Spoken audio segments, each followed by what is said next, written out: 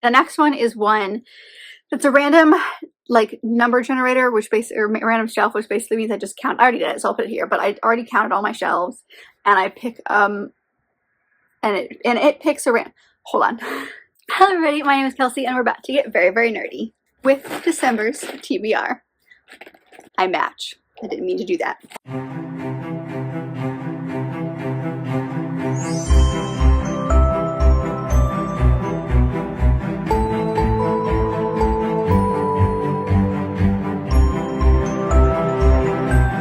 Hello. Hi. It's been a hot second. If you guys didn't see, I did post a community post like a week ago, I think at this point, or probably more, depending on when you guys see this. Kind of talking about a little bit about why I took November off, but I just randomly ended up taking off in November, which worked out pretty well actually, because we had a lot of sickness in this house, and also I was in the biggest reading slump of my life. I read nothing. I read not a single thing in November. I haven't picked up a book since the middle of October, and I'm still technically kind of in a slump, but I'm starting to feel my way out of it, and I'm hoping that all of the Christmas books and all the Christmas vibes that are happening in December will help me out. So I thought we needed to finish out the year strong by doing our final TBR pick. So that's really all I've got as far as introduction. Should we look at October? I don't even remember what I read in October. I feel like I did pretty good on my TBR. I honestly don't remember. Let's just dive into December's picks, okay? Because it's been a hot second. I've forgotten a lot of things. So let's dive in. Number 1.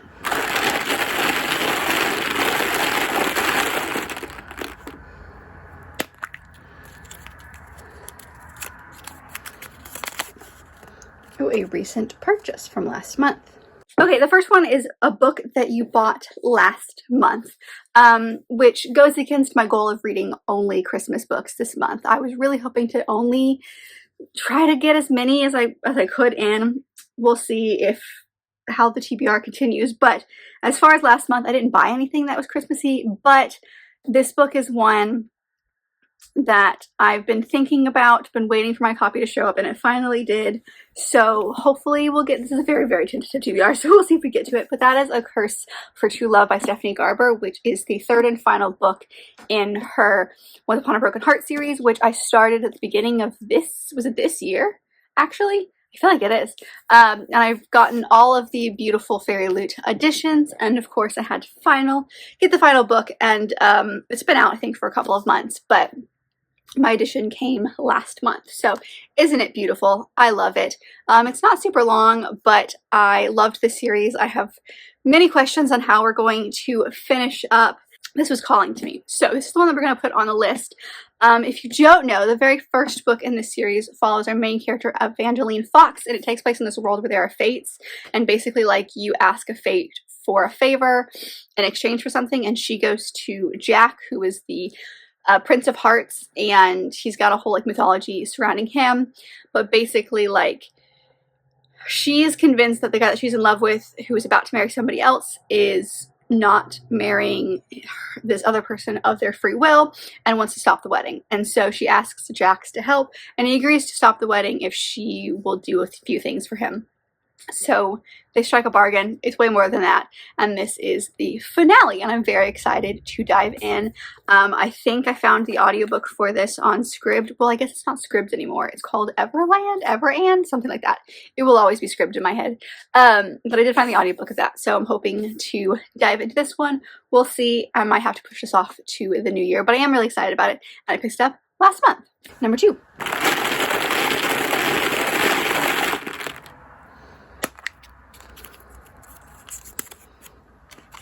Ooh, highest rated on Goodreads. The next one is your highest rated on Goodreads.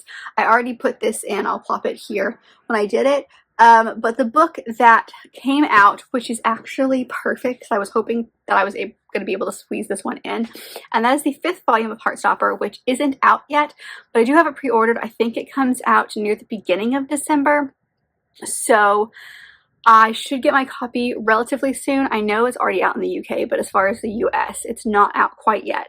But it should come out. It's a graphic novel. I love this series. I think It feels very wintry based on the cover, but I might have made that up. But I just adore this series, so a nice fun graphic novel to help ease me back into reading would be perfect. So that's what we're choosing, or thanks to Goodreads, that is what we're choosing. Number 3.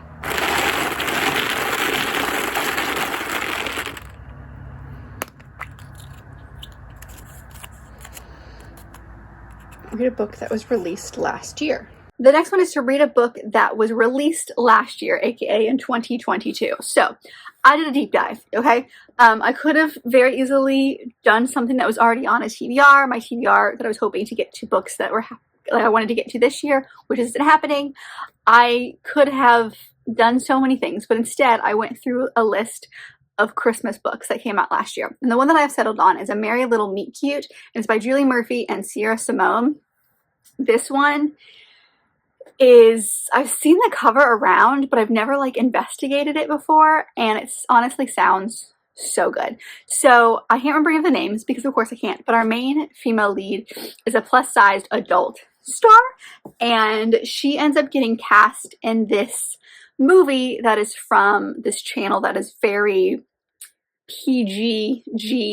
I kind of think of it as like a Hallmark style channel where there's like no smut, no anything like that. It's very wholesome. That's what I'm looking for. It's very wholesome.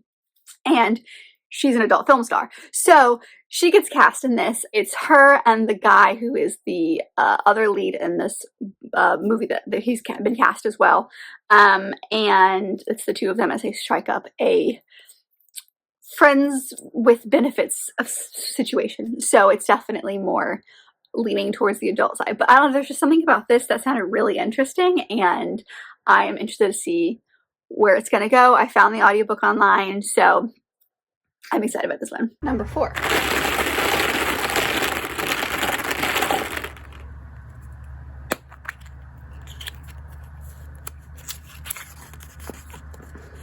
Oh, lovely. The next one is one that's a random like number generator, which or random shelf, which basically means I just count. I already did it, so I'll put it here. I counted all my shelves, or at least the shelves that have books on it that I will read. And I put in a number generator. There were 29. It got 28, which is this shelf right here.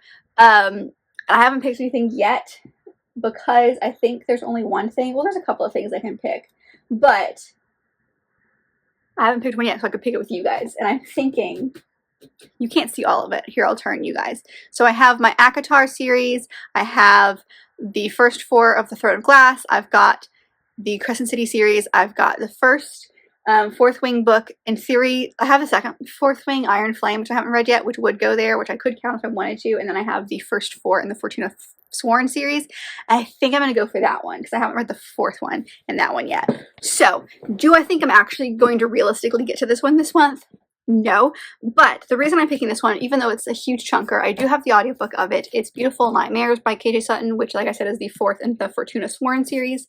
The reason I'm picking this one, and I'm actually kind of excited about this one, is when I was in my slump, I didn't want to read. I didn't want to do anything bookish. I didn't read anything. I didn't watch any booktube. I literally would watch all of the people I follow on YouTube that weren't booktubers, and I wasn't doing this like consciously. I realized it now that I'm talking about it, that I just purposely didn't, or not purposely, but I just stood clear of booktube. But about halfway through November, well, near the end of November, I started watching booktube again, and I watched Becca from Becca and the Books, and she was talking about the newest book, the 5th book in this series, which I believe is called Endless Terrors, and I think it's out, or you can pre-order it. I can't remember exactly. But she was talking about that book, and it reinvigorated this love and this want to finish the series. So that's why I was already starting to lean towards this. Like, this book came with me to my parents. We went to go see them for Thanksgiving, even though I hadn't picked a book in months. I didn't pick it up while I was there, but it was the book that I chose to take with me in case I was interested in reading. So while it is chunky, and I don't think I'll be getting to it until the later half of the year, so this will probably be a book that moves from this year into next year, which I usually don't do, but it's just going to happen this year. I am still very excited about it. This is a series that I love. There's something about these characters, and there's something about when I listen to someone else talk about how much they love this series, I wanted to read it as well. So This is what I'm choosing. We'll see if I realistically get to it or not, but I'm actually very excited about it. Number 5.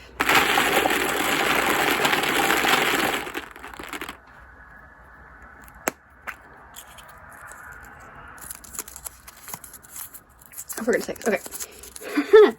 A subscription box book. Okay. All right, the next one is a subscription box book, which is perfect because I have, well, first of all, I have so many subscription books that I have here. I've actually stopped my Fairy Loot just because it's getting a little overwhelming, but I still get Book of the Month. And this month I have 2 books that are coming from Book of the Month. They're not here yet. They should get here in the next like week or so, but they're both Christmas or winter-ish books. And one of them is called The Kingdom of Sweets, and this is by Erica Johansson. Johansson, I believe is how you say her last name. I have another series by this author. She's the Queen of the Tearling series, which I still own and haven't read yet. But this is a thriller Nutcracker reimagining. And something about that sounds really interesting. There is some fantastical elements to it as well, if I remember correctly. I don't remember exactly synopsis-wise what it's about, but I do remember that it is a retelling of Nutcracker, and it does have those thriller vibes to it, which is not something I usually tend to lean towards, especially when it comes to Christmas books. I want the fluffy rom-com Hallmark movie style books, but for some reason this one really called to me. So also, I like grew up with the Nutcracker. Like, I think I've mentioned this many times, but both my parents were ballet dancers, and so I grew up literally. It was a tradition for us, obviously, to have the Nutcracker, and that was a big part of the holidays because that was a big part of my mom's job. So, I mean, it still is, but the Nutcracker is always like something that just feels very holiday to me, so I like the idea of all these reimaginings. So, that's what I'm choosing. It even kind of looks creepy on the cover. So whenever that box comes, which I'm thinking will be sometime later this week, as of filming this, then I'll have the physical copy of this one, but that's one that I'm really excited about because I wanted to get that in this month sometime. So yay. Number 6.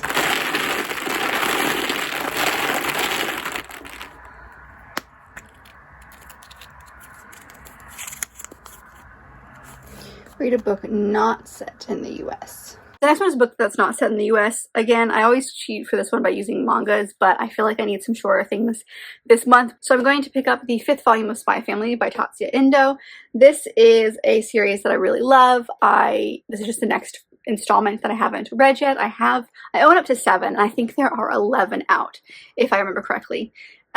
This one is basically, I've talked about it a lot, but it's basically these 3 people. We have a spy named Twilight who was sent to infiltrate this boarding school because he's got a target whose son goes to the school and he needs to get really tight with this guy. And so his way of doing that is basically to adopt a kid, create this family, and go to this boarding school. So he does. He adopts a girl who ends up being a telepath. He doesn't know this, but she can tell what Twilight wants, and so she is helping him without him realizing that she is helping him to infiltrate the school. He also finds this woman that he ends up like marrying, and he thinks that she's just like a random girl that needs a place to live and like a home. She's actually an assassin. So they each have something that they don't know what the others are, except for the girl. The girl knows everything, obviously, because she can read minds. But this is the next installment. That's actually our main female's brother, who we learned a couple of volumes ago some stuff about. So I'm interested to see where we're going. It's been a hot second since I've read the 4th one, but I always really enjoy it when I do. So we'll stick a short one in here, and I'm hoping that I can start the month with some of these mangas so that I can ease back into reading. Number 7.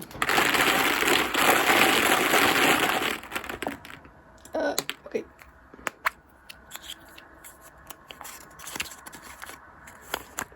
Read an ebook. The next one is one that I didn't think I would touch for a while, but I'm actually very excited about it.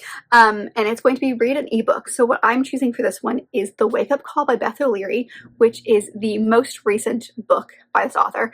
I love her stuff. I've got all 4 of her, well, besides The Wakeup Call, I've got all 4 of her books right here, and I've read 2 of them.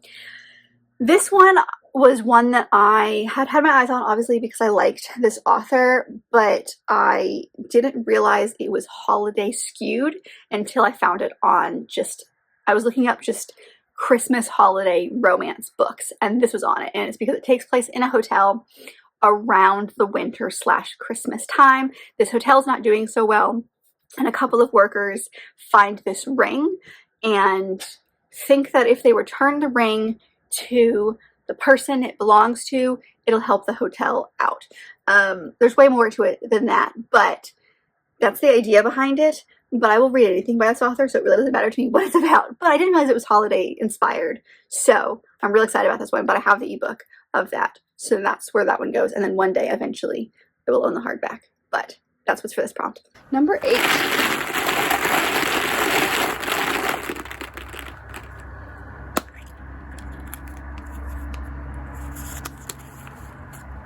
Read a romance. And the last book for at least the TBR pick is a romance. So literally anything I could have chosen for this at this point. But the one that I am going to choose for this is the one that I bought like earlier this year. I want to say it was like in July. I found it at a Goodreads. No, I found it. That's not a thing.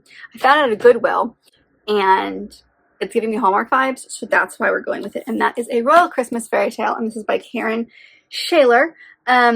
This is your stereotypical Hallmark style story. We follow a woman who's a journalist who is basically sent, she lives in New York, but she's sent to Europe for a holiday freelance assignment. She ends up meeting the royal family of this place called Tolvania. Sure, that's made up.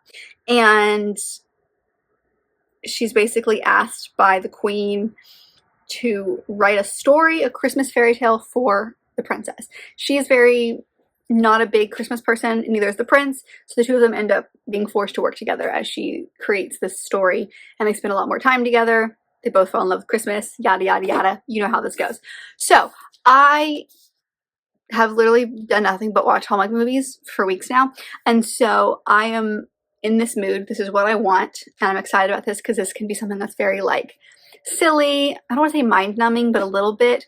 And I did find out after looking at this that this author wrote a book called The Christmas Prince, which has been turned into a Netflix original movie, which I love that series. There's 3 movies out, and I fell in love with it a couple of years ago when it came out. No, but more than that, and loved it. So I kind of loved that because this was giving me the vibes of that. So it's kind of funny that this is the author of that, which I didn't even realize was a book. So very excited about that. So this is the one that I'm thinking of getting, maybe besides some of the graphic novels, starting first, because this is just the vibe I'm in, and I think because I've been watching so many things like this, it'll be the easiest to transition back into reading with it. So this is my romance.